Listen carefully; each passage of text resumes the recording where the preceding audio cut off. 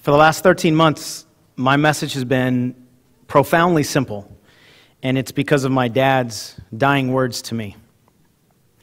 Before I get to that, though, my world has been rocked, like, to the core 3 times. And I'm sure all of you have had life-changing, like, course-altering experiences in your life, right? Well, the first one for me was December 17th of 1986. And I was a 13-year-old. I was high on life. Can any of you remember back to a time when you were just literally like high on life? I mean, you didn't have a care in the world, right? That's where I was in that moment. I had just come back from the Little League World Series. If any of you are familiar with baseball, that's the pinnacle, and I came back to, like, the whole city met us at the gate back when they'd let, people go into the airports and meet them at the gate off the plane, and I had my picture on the front page of the sports section. And I was a mini celebrity in my hometown, and I was just high on life. And on top of that, I had my blue Los Angeles Rams jacket on. Because in just 2 days, my beloved Rams were about to play the arch-rival San Francisco 49ers. And so I'm riding my bicycle to school just literally high. Not a care in the world. And I'm in the bike lane, and as I come up to an intersection, there's a car coming up on the right-hand side. There's a stop sign on the right-hand side. And as I go through the intersection, she doesn't stop.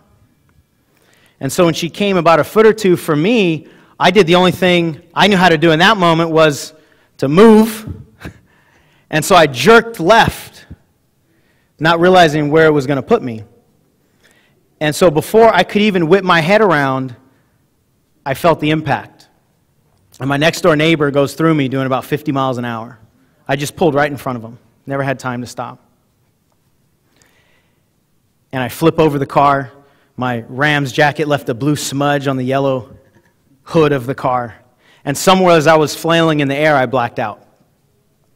When I came to, I was sitting literally in the slow lane.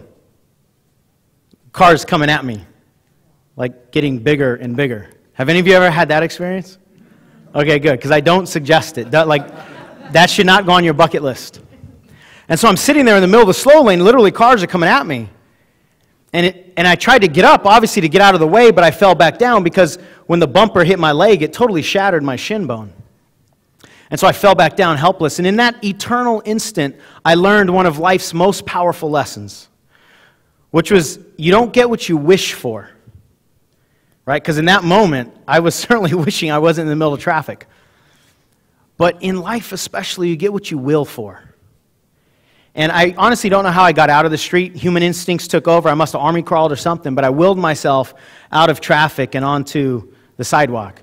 And in just a few moments, there was a big crowd that had gathered around me. And the lady that had pulled through the stop sign in the first place was leading a prayer.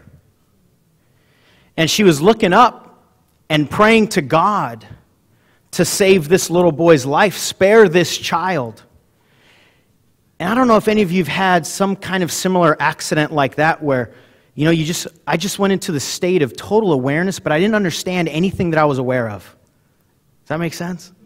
And so I was just searching and grasping at any kind of meaning I can get. I was asking every adult that I could see, what happened? What's going to happen? Am I going to be okay? I was just searching for comfort. And so they put me in the ambulance and sped me off to the hospital. My mom and dad show up and, total state of panic. I remember sitting on the gurney and the doctors must have said something to them that turned them white and made their jaws drop. And I found out later what they said. The doctor said, he's going to need experimental surgery. And if the surgery doesn't take, we're going to have to amputate the leg. Now, my whole identity was wrapped up in my body and my sport, right? So to fast forward through this story, the surgery did take. I got a real leg. It took me about 1.5 years to get back on the baseball field, but I got back on the baseball field, and I learned a lot about perseverance. But going back to December 17th, here's the biggest lesson that I learned out of that. I was high on life one moment, and literally a couple moments later, I should have died. If you look at the details of the accident, there's no reason I should have survived that. But here's what it taught me. It doesn't matter what our circumstances are in life, we're never promised our next breath, are we? Ever. And so I was so blessed that day as a 13-year-old to put on a mortal set of lenses. Now, do any of you have 13-year-olds? Or had in the past? Okay, for the rest of you, have any of you ever seen a 13-year-old? Right? Yeah, hopefully you've been a 13-year-old, unless you just skipped that. They don't tend to have this mortal flavor of life, but I was given that as a gift, and it changed everything. It changed the way I saw everything. And I made a promise to myself that day that since I only get one shot on this planet, I'm going to give it my best. And I said, if there's a choice between living a life of excellence and settling for mediocrity, how can we even begin to settle for mediocrity? And I'm sure many of you, if not all of you, have made a similar choice to yourself or a promise to yourself. Otherwise, you wouldn't be here. And I just decided that I was going to get into the ring and get into a good fight for my goals and dreams, every last one of them. And this isn't going to be like a sparring match. I mean, this is my one shot. This is gloves coming off. This is biting, kicking, scratching, pulling hair kind of fight, because this is my only shot. And in truth, I was driven by fear. I was driven by the fear of the what-if conversation. Right? I learned that day, I just imagined myself looking back on my life saying, what if? What if I would have avoided those people? And what if I would have followed those people? And here's the kicker. What could I have become? And I just knew from that experience that that would be the most painful conversation I ever have with myself. So I made a choice, I made a vow, I made a sacred promise to myself that I would choose and chase excellence and not settle for mediocrity. And then for the next 19 years of my life, I settled for mediocrity. In all but one area. For whatever reason, I don't know why this was, but I just was never willing to settle for a relationship. And because I wasn't willing to settle, I just attracted the most amazing human being and wife and life partner in my life, my wife Sybil. We have 2 incredible kids. But in every other area of my life, I was settling. And I didn't know why. Maybe some of you can relate to this. You know, I showed up early, I stayed late, I had the work ethic, I had the desire, I just didn't know what that missing piece was. Maybe some of you might know somebody like that, right? And I didn't find that missing piece until November 17th of 2005. I find myself in a business seminar, and we're just given the task of writing like 90-day goals, right? You know, and in 90 days, how much money do you want to make? What kind of weight do you want to lose? Whatever. And so I'm writing these goals. Tell me if any of you have ever experienced this. I'm writing these goals, and I want to every single one of these things that I'm writing down. And yet, I don't believe a single letter. I want it, but I don't believe it. Can any of you relate to that? And so there was like this clash of titans that happened inside of me. All my fears and all my desires just came to a head, and I just lost it. I had a meltdown. I start crying. I can't speak. Right? The guy right next to me looks over to me. He's like, hey, what are your, whoa! Like, because this is just like a goals exercise. This is some deep work. You know, he wasn't expecting to look over and see a big puddle of goo, right? But I'm like, you know, convulsing almost, and I can't speak. And he's very perceptive. He's like, you need help. So he walks me over to the door, and he says, Matt, who's a co-facilitator of the event, he's like, Matt, Sean needs help. And Matt's writing in his planner at the time, and he goes, okay, I've got some things. Why don't we do this after le? And then he looks at me. And he like stops mid-word. He's like, well, let's do it after le. And I'll never forget what he says next. He goes, ooh, this is about to come out. And he just saw that my dam was about to break, right? And he didn't want to wait till after lunch, so he canceled his appointments, and he walks me out into the lobby. You know, there's no place to sit. He just sat me down on a piano bench in this crowded lobby. And he walks me through this guided visualization. And what I'm about to tell you, let me say this. What I'm about to tell you, up until November 17th of 2005, if I would have heard anybody say what I'm about to say, I would have said they're nuts. Crazy, stuff like that doesn't happen. Except for the fact that I backed into what I'm about to share with you. So he walks me through this visualization. I didn't know what was going on. I'm crying, you know. I'll save you some of the details, but it involved snot and all kinds of nasty stuff. And he takes me through this visualization process, and he helps me identify that missing piece.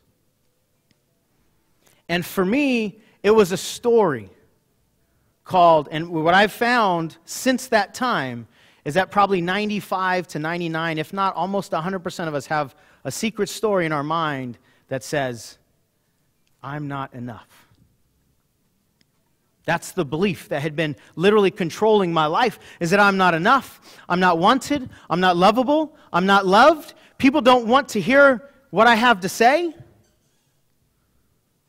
As an aside, I think it's funny because now I get paid to speak. But at that time, I just felt like I wasn't enough. And he helped me identify that this was the problem. So it didn't matter that I wanted all these things up here. My belief wasn't allowing me to get it. It was like I was in a boat, and I didn't know that somebody had dropped the anchor. So it didn't matter how good of a boat driver I was, and I spent a lot of time and a lot of energy becoming a better boat driver, but it didn't matter because the anchor wasn't letting me go anywhere. So what Matt did for me in that 20 minutes is he helped me identify and uproot that anchor. And what I learned is that you don't even have to be that good at driving boats if you don't have an anchor stopping you. You just go. And so I just went, and I was just in this state of ferocious passion. I came home, and Sybil was like, what in the world happened to you? You know, I'm just spouting out, everywhere to all my friends, and they're going, what are you on, and how can we get some of that? And so after a couple months, I email Matt back, and I go, dude, what the hell did you do to me? And I don't care if it's legal, where do I get it? Because everybody wants me to do it to them. And so he's like, well, it's this, study of neuro-linguistic programming. You go here and get certified. Honestly, it didn't matter what he said to me. I was following wherever he could have told me, go get cleansed in the waters of Lake Minnetonka, right? There's a Purple Rain reference for you. And I would have gone. I didn't care. And so for the last 6 years, I've just been studying the power of the unconscious mind and specifically our beliefs. Because that was my story, right? And quite often our mess becomes our message. And I've learned a couple just life-changing lessons that have changed the way I parent. It's changed my marriage. It's changed myself. It's changed my business. And it's just this releasing of the chains. And what I learned is the power of our beliefs. Our beliefs will manifest themselves 100% of the time. And we can never outperform the limitations of our belief system.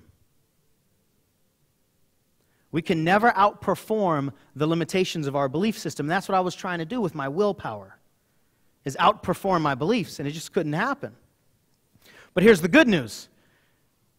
All of our beliefs, though they're entrenched, they can all be unlearned, because every single one of our limitations was learned at some point in time. See, I believe that we're all created in a state of perfection. We have all the resources we need. Your Creator didn't make you as like a test project, right? Let me remove this gene out of this person. Let's just watch her just struggle around through life, right? You're not a test. You have everything you need, as do we all. And so the good news is, it's not about becoming somebody different. It's not about injecting us with anything that we don't already have. It's about just unlayering the stuff that we've picked up along the way in our journey and going back to that place that we were designed. That space before we learned that we are supposed to compare ourselves to others and we're supposed to fear failure and we're supposed to do all these things that we carry around as adults, right? If you want to know how life is meant to be lived, look at our children. Look at the real young ones before we mess them up, right? Like 1-year-old, 2-year-olds. Think about what would happen if 1-year-olds had the fear of failure that most adults do. We'd all be army crawling, because at some point in time we'd try to walk, we'd fall down, we'd be like, oh, I guess I'm not meant to walk. I'm just a bottom dweller, right? We'd all be army crawling. What would happen in our life if we had that ferocious passion that 1-year-olds do to walk? And nothing could stop us, right? You never see a 2-year-old walking around going, hey, does my butt look fat in this diaper? Right? They don't care. It's before they've learned that they're supposed to compare themselves and look for other people's judgments. And that was a very calming thought to me, that it's about going back to a time that we once were. And so then I lived the next 5 or 6 years off that little shot in the arm, right? Huge highs, made like $500,000 first couple years in coaching business. Huge lows, 2 years later, filed bankruptcy, almost lost the house. But all throughout that time, I was stable. And then September 29th, 2010 comes, and I get the call. I refer to it now as the call. It's my dad. And he says, pancreatic cancer. And up until that time, I had never been touched by cancer. I'd never really been touched by death, by anybody really close to me. And so I told my wife, cancel all my calls. I don't know where my mind is going to be for the next few hours. I just got to walk. I got to go. I got to be by myself. And as I'm walking along that day, I went through every kind of emotion. I was pissed at God. I was pissed at the world. I was resentful. I was scared. I was lonely. I was everything. I was crying. I was laughing. But what I noticed is that I would only cry when I had already put my dad in the ground. Like when I imagined giving his eulogy or imagined Christmas without him, that was the only time that I would cry. So I made a very important decision that moment. As I said, I will not experience my father's death while he's still alive. And that lesson gave me the gift of presence for the final chapter of his life. And then a couple months later, my wife and I were getting irritated because everybody was like predicting all this misery that we were going to go through. You know, oh, it's going to be so hard, it's going to be this. And we're like, why? Why does it have to be hard? You know what? This is the final chapter of his life. How dare we throw that negativity onto his final chapter? What if we decided it was going to be something different? And my wife and I decided it was going to be beautiful. And that's when we learn the power of pre-decision, because you'll always find what you're looking for. So everything that happened over my dad's last several months of his life, we looked for the beauty in it. And it was beautiful, because we said so. The power of pre-decision. And right around Thanksgiving, we brought my dad down to live with us, because he wasn't really taking care of himself very well, and kind of nursed him back to health. And there were a lot of ups and downs. You know, he fell quite often as he was losing control of his body. And but I remember one night, you know, we had just eaten out at a restaurant. And he was feeling so good. You know, he had energy back in his body. And as we were going to the parking lot, he stopped right at the edge of the curb. And he's like, hey, X. My son's name is Exley, so he calls him X. Hey, X, let's jump, buddy. And I'm walking ahead of him going, this old dude's not going to jump. He's 67 years old. He's got cancer. His knees haven't worked for 40 years. And he wants to jump? He's like, come on, buddy, let's jump. And he goes like this. And Exley looks at him like, what are you talking about? He was only 5 at the time. And so my dad goes, come on, bud, 1, 2, 3. And I turn around, thinking, of course, this guy's not going to jump. But he jumped. I mean, it wasn't really a jump. I mean, it was like, right? He tried to jump. It was more of like a fall, and he didn't stick the landing. And he reached out to me, and I couldn't catch him, and he fell and actually broke his hip. And it was really painful to watch him sit on the parking lot there, just in a total state of helplessness. But you know what? He jumped. He felt good, and he jumped. And that was like the best and the worst of my dad, all wrapped up in one. He was impulsive. And when he felt like doing something, he went for it. And what would life be like if we jumped more? Just because we want to, right? And so a few months later, it was getting pretty close to the end, and he was done. You know, I learned that the will to die is as important as the will, or as powerful as the will to live sometimes. And when he was done, hospice had come in, and he just wanted him to medicate him until he died. He just didn't want to be in pain anymore. And so that's what they did. They put a bunch of pain patches on him. And it worked, but he lost his awareness. He wasn't my dad anymore. He didn't know who he was. He didn't know who I was. Didn't know he had cancer. And so I called the nurses back and I said, you know, good job on the pain, but that's not my dad. And I owned it. I said, I know I'm not complete. And so I said, can I have permission to take the pain patches off so I can have one more talk with my dad? And they said, yeah. I would have done it if they had said no. But I took the patches off. About 8 hours later, he came back, and he knew where he was. And I was holding his hand, and I just had this most amazing, cleansing, closing conversation with my dad, just one last time. And I asked him if he was complete, and I told him how I felt about him. And I said, Dad, what can I do to live your legacy going forward? And his eyes are closed at the time, and he just shakes his head like I'd asked a silly question. He goes, son, just be who you can be, do what you can do, and live a good life. And those words just rocked my soul. It was like he had given me a torch of wisdom that I'm now obligated to pass on. And then I told him what I did. I said, I took some pain patches off so we can have this talk. And he goes, Shawnee, I love you, thank you, and get those things back on. That's called completion. And so my message for you today, that I want you to take in your heart and your soul and your essence, is be who you can be, do what you can do, and live a good life, and live with ferocious passion.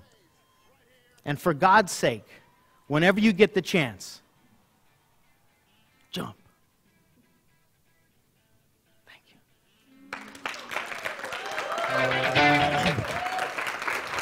Thank you.